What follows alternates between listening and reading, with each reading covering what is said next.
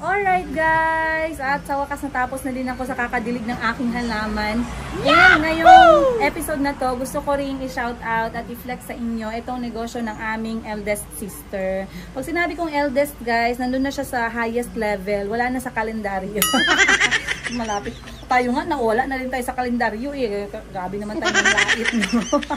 Pero mahal na mahal ko yung eldest sister ko na yan. Shout out sa'yo, ang may-ari nitong Sheena Bangkok Wardrobe. Napakagandang boutique. Ayan. Ang may-ari po nito dito sa General Santos City, ang first niya na, ang second tindahan ng aking eldest sister.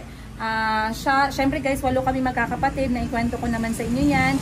Ang aming agwat ng aming mga edad ay tagda 2 taon. Okay, ang sipag ng tatay namin guys, alam ko. Pero napapasalamat ako and I've been really grateful, lalong-lalo na ngayon na marami kaming magkakapatid. Nagiging emosyonal na naman tayo guys. Naalala ko na naman ang hirap ng buhay namin. Mga bata pa kami, 8 kami guys, wala kaming magulang. Yung medyas namin, nag-aagawan pa kami. Yung unan namin, wala pa kami. Yan na naman tayo. So anyway, dito tayo ngayon sa kanyang tindahan. Pasukin natin sa loob para mabigyan ko naman kayo ng tour. Ano ba yung ginagawa ng aming eldest sister? Right now, she's not here. Nasa Bangkok, Thailand po yung ate ko. Ayan, marami siyang inaasikaso doon ng mga businesses din. So ngayon papasok tayo dito sa kanyang boutique and this is called Sheena Wardrobe. So tara, pasukin natin. Makimaritas tayo. Let's go! Guys, so etong tindahan ng aking ate. Siyempre sa harap pa lang meron ng mga positive messages. Hello, beautiful! Ayan, maniwala ka na maganda ka everyday na gumigising ka.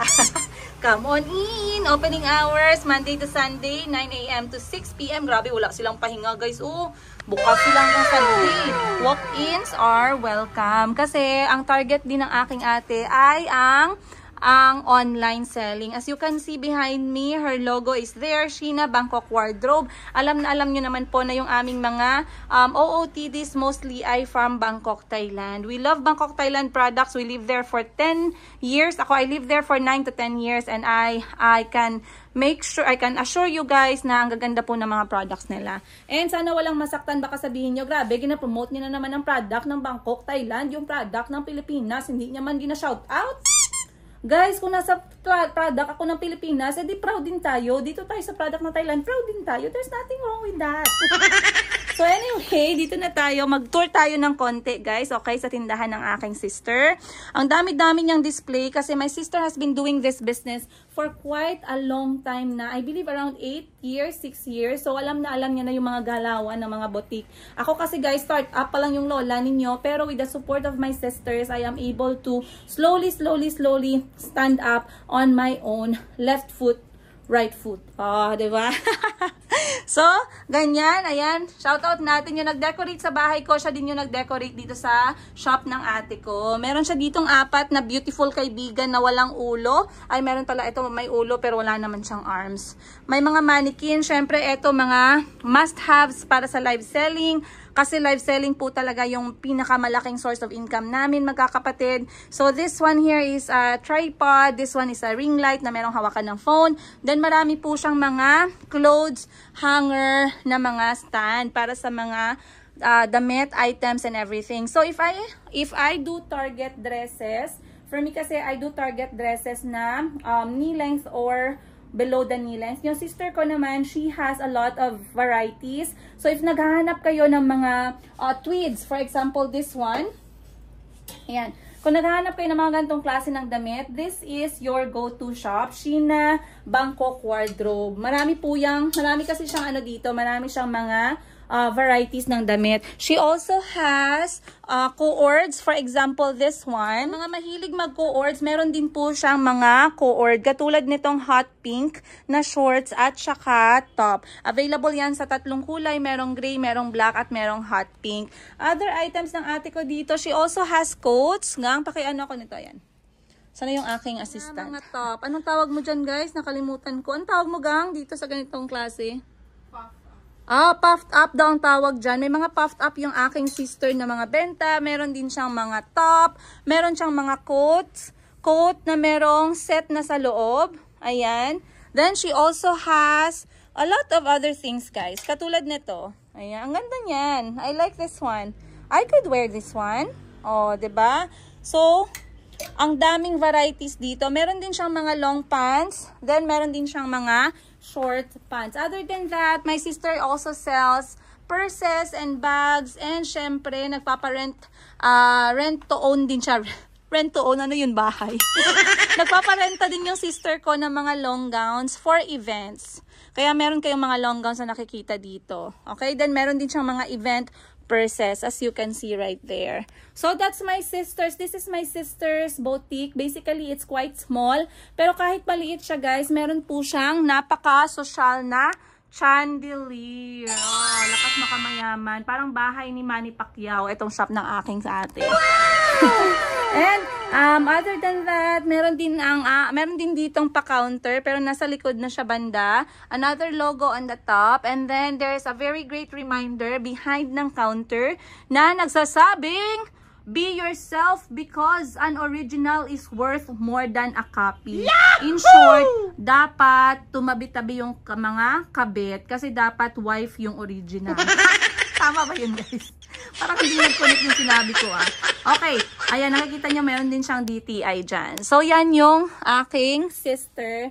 Ang tindahan ng aking sister. She's still trying to, kasi bago pa lang to, guys, eh. I think this is just the second month na nag-start yung business ng ate ko dito. Etong branch na to ng boutique niya. Second month pa lang to. So, there's a lot of things that she's planning to improve still. Alright guys, once again, yun lang po yung aking patour dito sa tindahan ng aking ate. Maraming salamat po sa inyo sa pagtangkilik ninyo ng aming mga produkto. Sana mag-twirl around. Alright guys, punta na tayo sa next ko na trabaho, which is ang pagkain ng lunch. Dahil gutom na ako. Let's go guys, bye! Alright guys, andito na ako sa tindahan naman ng aking kapatid. Duty ko na dito. Ayun. Sabi ko makaka-copyright ko. Duty ko na dito guys. Alam nyo naman yung aking dutihan. Kung hindi sa Mayumi Thailand Closet, sa tindahan ng aming eldest sister. Kung hindi naman doon, dito naman sa Glowtic. So ngayong hapon, ang gagawin naman natin ay, alam nyo na yung galawan. Bentahan ng mga ala. Ayun. At dala ko yung aking pasipsip regalo sa kay Madam 10 Gives. Yung binili natin kahapon na massage pillow. Sana magustuhan niya to guys. I-surprise natin. Tingnan natin anong sabihin niya. Kinakabahan yan sa akin minsan si Madam 10 Gives kasi bagong-bago yan siya sa vlog. Makapal ang mukha niya pero kapag nagba-vlog, medyo kinakabahan siya. So tingnan natin. Aray ko. Ayan. Ayusin natin ang bit-bit guys. Huwag niyo sabihin na tag 250 pesos lang to. It's the tooth that counts. It's the tooth that counts. It's the tooth that counts. It's the tooth that counts. Ayan dyan ang pamangkin ko. Sana yung kapatid ko. Asa si Madam? Okay. Dili sa office diretso. Yo. Hindi siya sa loob ng office. Hi, te. Hi, Hi! Ay, gala ko for you. You're so sweet. Sip ako, guys. Why you do this? 7 months advance. I think nakaipaswipe. Wala. Nakita na ko gahapon, Manggol. I don't know if it's going to work. Kaya di ba? How was it? I don't know. How was it? Kasi di ba pag nagpa-massage, masakit sa liig pag nagaunan. Guys, alam niyo ba anong purpose ito? Dito yung boobs maglabas. Ano dapat? Anyan, ang ilong. Ayan. Ito guys, kasi ito yung sabal eh pag mamasage. Tingnan natin kung mag-work. I like it. Ang ganda ng color. Secret. Dagan siya Yes. Yeah. May ano dyan. May tutorial episode. Guys, gitanggal ang price guys. 150 lang siguro ito. Ayan. I know, right? Hi, Ning. Oh. Lagyan natin yan ng sound effect, Ning, na You like it? pero Ning, parang ano parang loose yung t-shirt Hip-hop tayo ngayon. Yo. Thank you so A few moments. Alright guys, so time check natin, alauna na ng hapon. Ayan, pasado alauna na pala. Hindi na muna ako nag-lunch kasi kakakain ko lang ng tinapay na mayroong palamang itlog at busog na busog pa ako. So ngayon, meron akong pupuntahan. Now, I always try to share with you guys yung mga learning ko sa buhay, mga personal learning ko sa buhay, sa benta-benta, sa negosyo, sa pag-ibig. Wala akong tinatago sa inyo dahil wala naman tayong dapat ikahiya sa pagbagsak ng mga aspect ng buhay natin. Minsan nagbubukas tayo ng negosyo, bumabagsak. Nung nagbukas kami ng negosyo sa Uganda, bumagsak. Yes. Ayan, dahil iniwan ko yung negosyo at hindi naman kayang asikasuhin ng ex-husband ko yung negosyo dahil nga siya din ay full employed. Okay? So the last thing I heard about dun sa negosyo namin na Chapakuko na wholesale business na nakita nyo na binablog ko nung nasa Uganda pa ako, the last thing I heard is it closed. Okay? Ayan, hindi ko alam yung details and everything kasi ayoko nang magtanong. Basta ang alam ko, nung nakipaghiwalay ako sa ex-husband ko, iniwan ko lahat ng negosyo. Hindi ako nagkaroon ng tie-up or anything. Wala akong pakialam kung ano man yung mga, ano pa man yung mga details noon kasi I don't find it necessary. Okay? Nakita nyo, baka nagsasabi sa inyo, Madam, sayang naman kasi negosyo mo yan, ganyan. Nakita nyo guys na ako yung nag-fully handle ng mga negosyo kasi ako yung wala namang trabaho sa Uganda. So, pwede ko siyang i-hands-on. Pero, ang capital noon lahat ay doon naman sa ex-husband ko. So, for me, it's not a win-win kasi nga nagsara yung negosyo. It's a loss-loss. Pero, okay lang kasi ang importante doon, marami akong natutunan dahil nag-hands-on ako. So ngayon, in today's episode, you guys, gusto kong i-share sa inyo sa aming magkakapatid dahil inline talaga kami sa benta-benta at negosyo. Nakuha namin to kay mama. We grew up watching our mother buy and sell. Kahit anong klaseng pagkakitaan pinasok ng nanay namin, except na lang yung pagbebenta ng laman. Walang ganun guys ha. Tsaka pagbebenta ng mga illegal items. Walang ganun. So nakita namin this side. Nakita namin na yung may building there ang bago parts after sa entrance sa dagat. Kita niyo na, opposite ng may bakery siya. So anyway, ayan guys. So ngayon, if you remember it, sa mga nanood na ng mga video natin, last time na umuwi kami dito, last Christmas, and then January, February na kami bumalik ng Uganda. Bago kami bumalik, my eldest sister, if you already saw her in some of my videos, yung eldest sister ko na may-ari nung Sheena Bangkok Wardrobe, ay mismong may-ari din nito. She opened up a spa salon, spa and aesthetic spa. Yes, continue pa. That building there. Okay. So my sister opened up this aesthetic spa last February. Okay. Sadly guys, and unfortunately, she had to close her business after she closed on September. So February, March, April, May, June, July, August, September. Only 7 months na nag-operate yung kanyang aesthetic spa. She had to close. We are very sad and it's a great sadness ngayong araw as our sister decide na linisin at tanggalin na lahat ng gamit sa spa kasi finally natanggap niya na sa isip at sa puso niya na magsasara na talaga siya. Now the reason of the downfall nitong kanyang spa business, i-share ko sa inyo. But first, umakyat muna tayo sa taas. And if you guys can rewatch that episode, gumawa po ako ng episode nung nag-opening siya dito na sobrang saya kami and sobrang proud kami for her. And we are still proud of her, by the way. We are still proud of her. And we'll see upstairs. Ayan, tingnan natin sa taas. Kung meron tayong video ng pagbubukas ng negosyo na to, kunan din natin ng documentary itong pagsasara ng business dahil this is a part of our story. This is a part of our life. So tara guys, so ayan na, nagsimula na silang magtanggal ng gamit at maghakot. Ayan, niload na nila dito sa truck. Akyatin natin sa taas kasi I believe na naghahakot pa. I believe naghahakot pa rin sila ngayon. So bisitahin natin sa taas.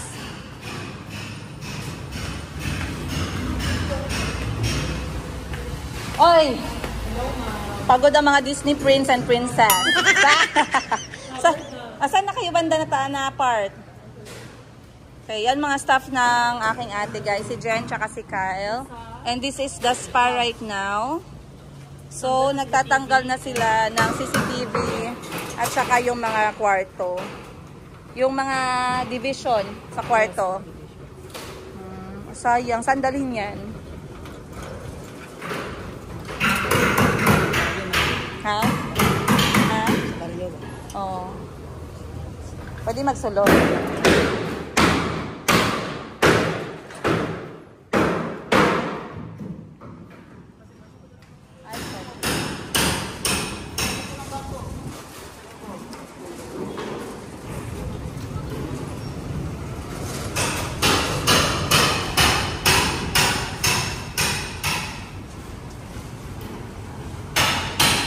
Ayan na guys, sinatanggal na nila yung CCTV at saka yung mga kwarto-kwarto dito sa spa.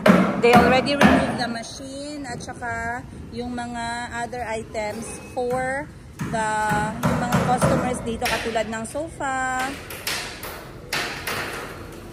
at saka yung counter, then yung mga salamin, aircon. Naghahakot na sila at ngayong araw, malungkot na malungkot yung aming eldest sister. And nag-message nga siya sa group namin, no, sa family group namin, na today is really a very sad day for her. Of course, when one of us is sad, malungkot din kami. And sabi niya, mas masakit pa daw to sa heartbreak. Akala ko kasi yung pinakamasakit guys, yung pagpapanganak. Kasi merong iba't ibang klase ng pain, ha, to be honest. For me, I would say there's a lot of different kinds of pain. There's a physical pain, there's an emotional pain, there's a financial pain, there's a tawag nito, mental pain. Okay, ang dami nating mga sakit na nararamdaman. For me, yung heartbreak ay ang pinakamasakit for emotional aspect, emotional pain yun for me. Then giving birth is physical pain, and then for me, itong pag-close ng negosyo is dalawa siya. Emotionally painful and mentally painful. And pangatlo pa nga pala, financially painful. Kasi ang dami mo nang ginastos, ang dami mo nang na-capital, tapos nawala na lang lahat ng parang bula.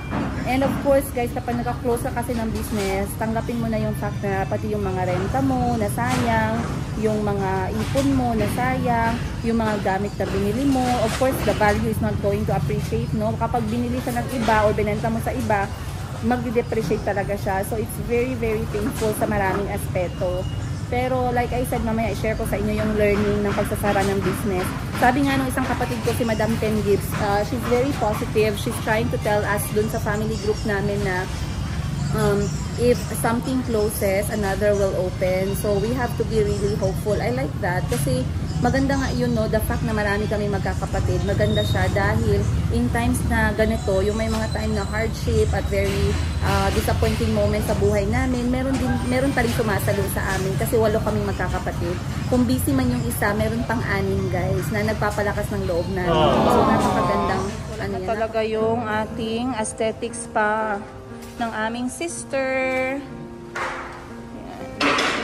It's okay guys, we move on. I know it's with a heavy heart, but we are glad and grateful na we are alive kasi pwede naman nating hanapin ulit yung nagastos, pwedeng pagtrabahuan, pwedeng magbukas ng another business. Pero like I said, it will come with a lot of learning.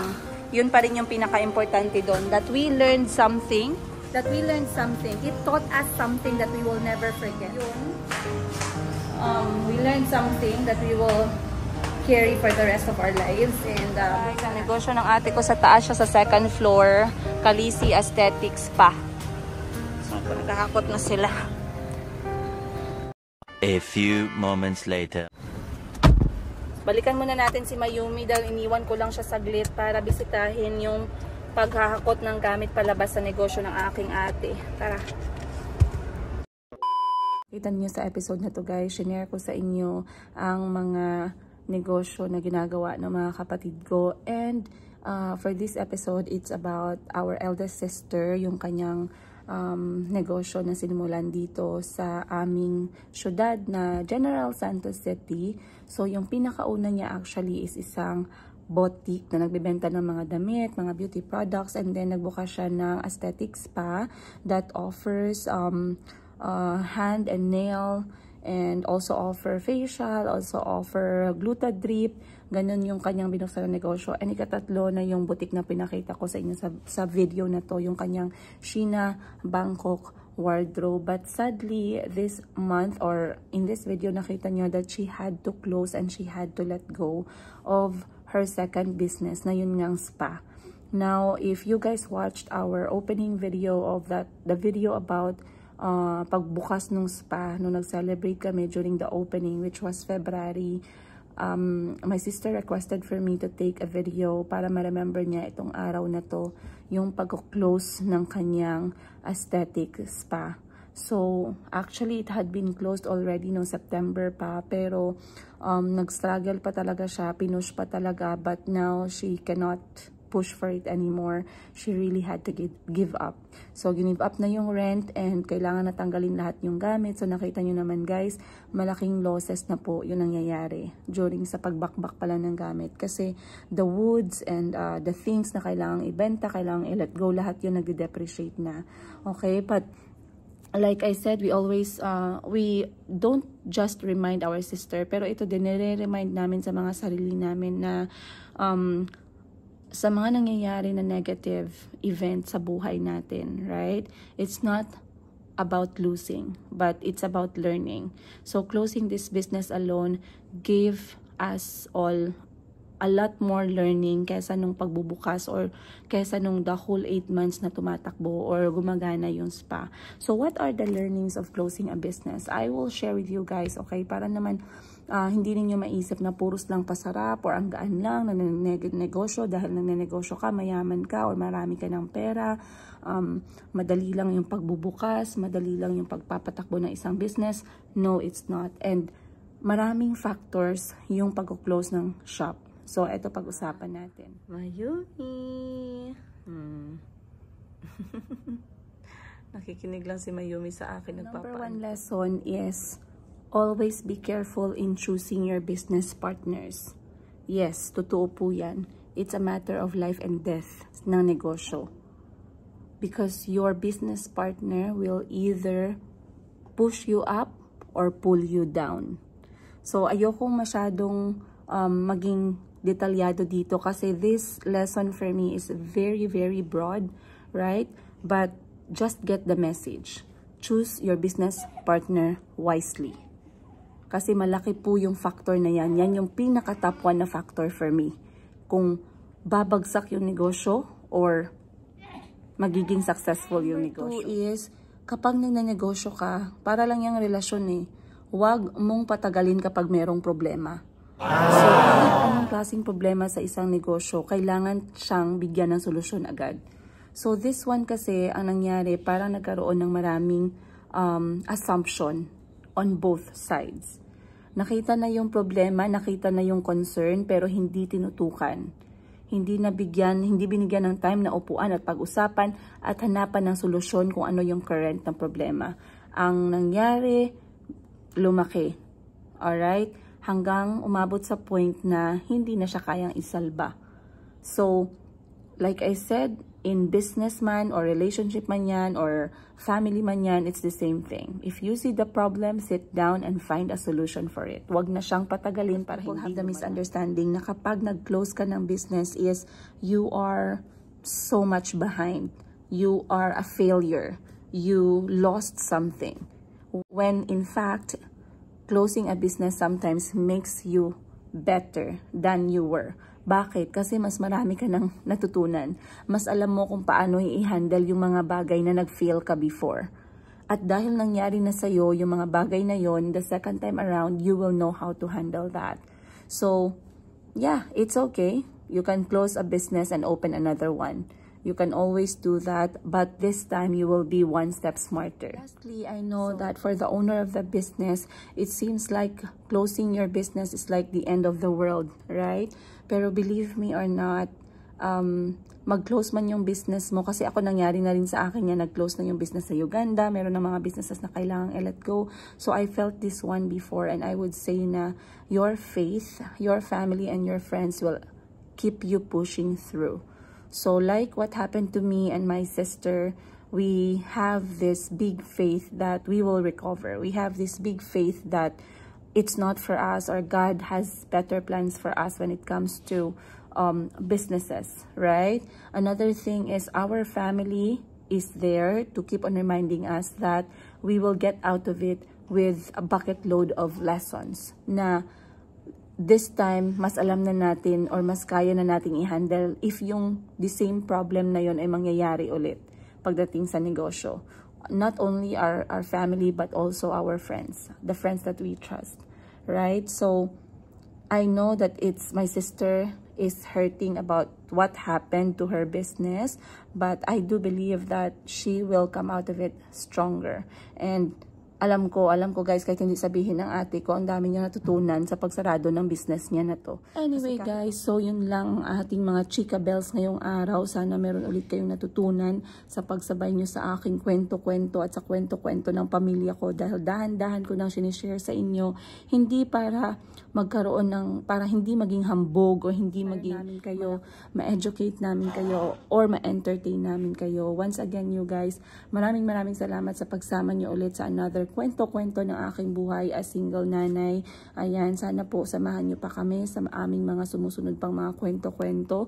At of course, kung hindi nyo pa na-follow or hindi nyo pa na-subscribe ang channel namin, kindly like, subscribe, and press na rin yung bell button para masamahan nyo kami sa aming kwento ng aming buhay. Once again, you guys, maraming salamat, and I'll see you on the next episode. Much love from the Igas.